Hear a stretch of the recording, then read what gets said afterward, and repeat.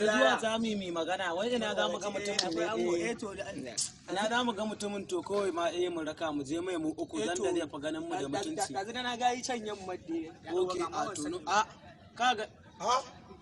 ku mutanen nan sai kuna da kai tun sai ma mun jiran ka ake yi kayya ba baya ne ai guys ya ne ya aka yi normal wallahi kai ya wuya fa na gaya maka kai ai yanzu nan wai na to ina ji da gayu na wai wani tsoho kawai ya zo zai gaya mun wata banzan magana sai ji ne ya ta kan mun ka faɗa a ba to Allah wallahi kai na gaya maka kawai abu ba kyau ba daɗi na gaya maka ya ake ciki yarinyan nan fa baban sai ya ce in je fa an jima ya to ya an go to kamata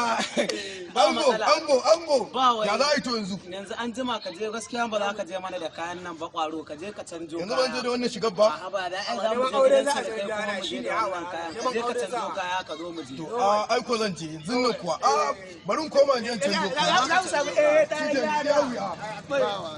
kaga idan na je canjo kaya yawo ya to normal ne za mu je mu same su ba matsala